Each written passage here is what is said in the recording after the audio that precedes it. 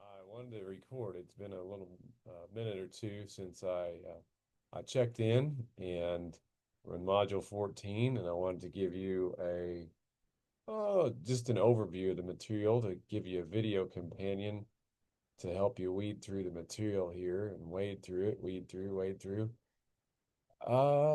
So we are getting near the end of the semester, and we will have a final that we'll look forward to here in a couple of weeks. And I hope you've enjoyed the course. It's been enjoyable for me to put back together. I put it back together in a little different shape than I did when it was originally created. So it's been good for me to revisit a lot of the material that I hadn't seen in at least a couple of years since I finished my dissertation.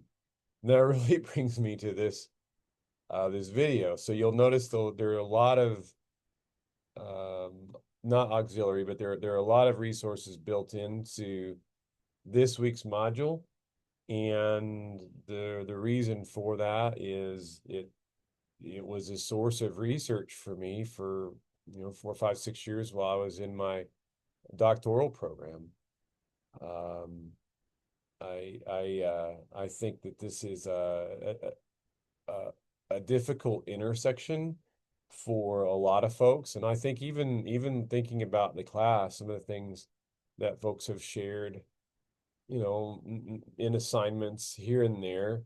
I think this is challenging for maybe a lot of you too. So I wanted to provide this as a resource to help you work through the material and also come to a place where you balance your own identity, your own beliefs, your own understanding of the world with supporting clients, with making sure that people who walk through the door, you're not going to make them worse.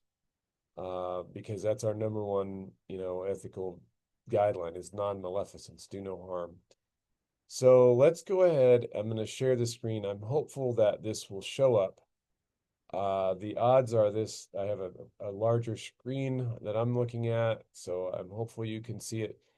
If we go into weekly learning modules, you'll see that we are on module 14. If I click on it, this is what's been published so far. I'm entertaining putting out some supplementary information for those of you that are interested. It won't be required, but I think the like some of that bookcase back there, it pertains to this. Then the bookcase like next to it pertains to this. So there's a lot of information that I'm sorting through to help this module. This module, I know it may sound silly, but this module for me could be a 9 week course or 16-week course because of the amount of time that I've spent looking at concepts related to it. And you're like, why? Why are you this into this topic? And it goes to the heart of the conflict that I think people feel and I think the heart of the conflict here, looking at the research is it has to do with, well, if you think about our humanistic approach and if you're in our experiential classes, our first our first rule then is unconditional positive regard, which is, no matter what your client brings to you, you're offering positivity back to them. You're offering affirmation of them and their experience. And so if your worldview is one that negates their very identity, that's difficult. And that's difficult to reconcile. And so as you look at some of the resources here, here's the overview. And gosh, my computer is so slow. I apologize. Here's what we'll look at, as far as an overview. There's an expanded lecture. I'll touch on this in just a couple of moments to take you through what's in here.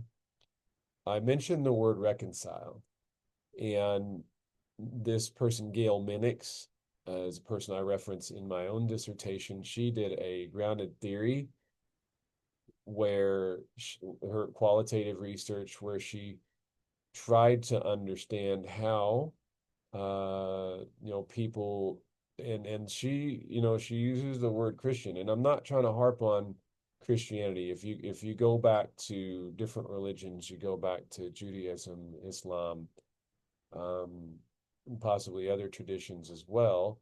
It's not just Christianity.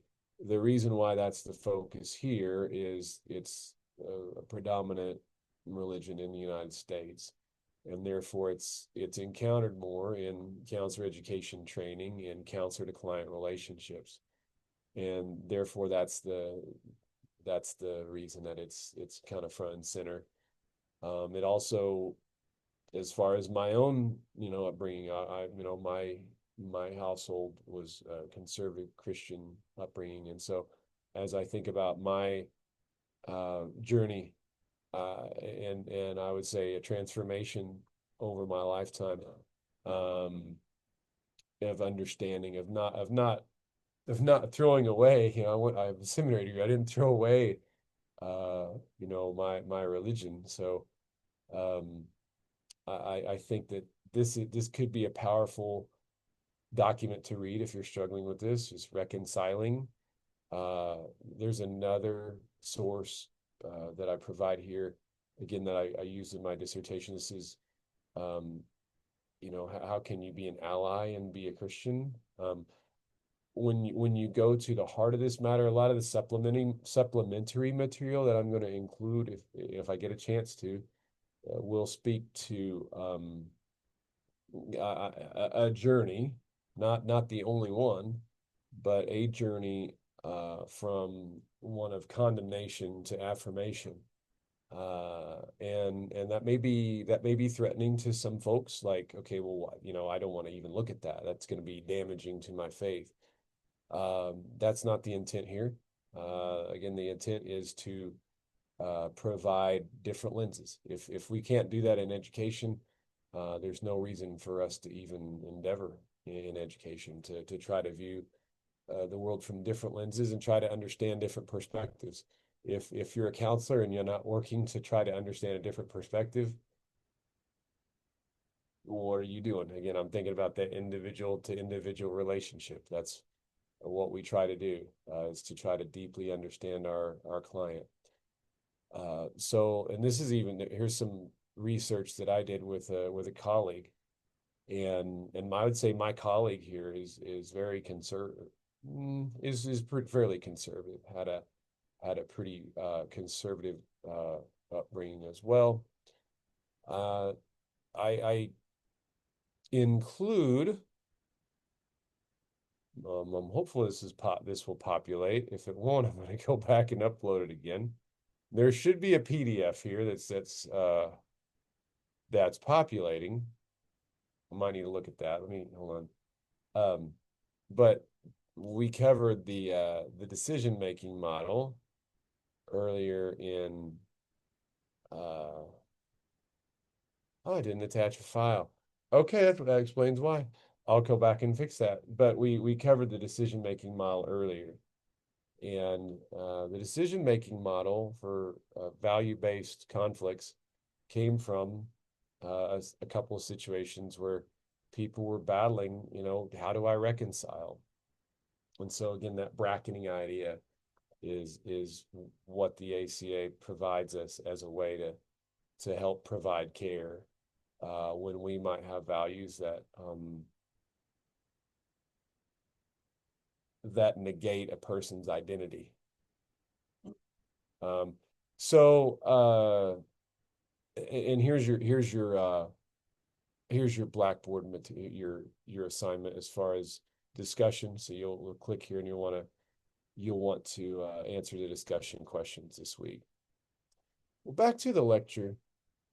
Um, what I provide here is is going over probably a little more depth than, well, it hopefully is augmenting your text. I go through some lecture here, talking about a couple of my experiences, and then I go through and talk about what I refer to as sexual and gender minority stress. And when I mention sexual orientation and gender identity, that's what I mean by SGM, sexual orientation, gender minority, gender identity. And so again, overlay that model from Bronfenbrenner, with macro level, meso level, and micro level stresses. So it goes through and talks about those, and it pulls out research. Basically, what it's saying is that people who are from LGBTQ plus populations tend to experience higher stress levels than other populations, given the dynamics within their microsystem, their mesosystems, and macro systems. And so it goes through some of that, and that has some real implications for health outcomes, for mental and physical health. And so this talks about some of the problems that then people who are LGBTQ plus experience then, and disparate outcomes. Here's a quick history of relationship with mental health professionals. It always wasn't. We weren't always allies in the fight, and there's also a Supreme Court case that would it would do a lot. It would do a lot to change uh, what we provide as experts in the field and what science provides. So pay attention to this case. If you see one, this ruling should come out next June, and it may have some fundamental impacts given the makeup of the Supreme Court. It's different. So basically, you have a person suing to be able to provide conversion therapy with their license. And so, again, if you hold a license, you also are going with like the scientific discipline that holds that license. So there's some conflict here. I'd pay attention to that. It's too difficult to unpack all that right here in our video. So there's a quick summary. And then also this may speak to your intergroup contact, intergroup conversation, but I try to provide, okay, how do we work? So this is not even a counseling lens. This is just a reducing prejudice lens. Like, how do we do this from a scientific basis is what that is. And that's my lecture. That's my, I don't want, I'll let you read through it. I don't want to go over it in too much detail here. If you have questions this week, if you have concerns, please reach out to me via email. Again, this is a topic I've spent a lot of time with, and I don't mind serving as a resource for you, or if you're struggling with the topic. Again, I'm gonna provide a lens that gives you hopefully some balance between okay, what can I do to help?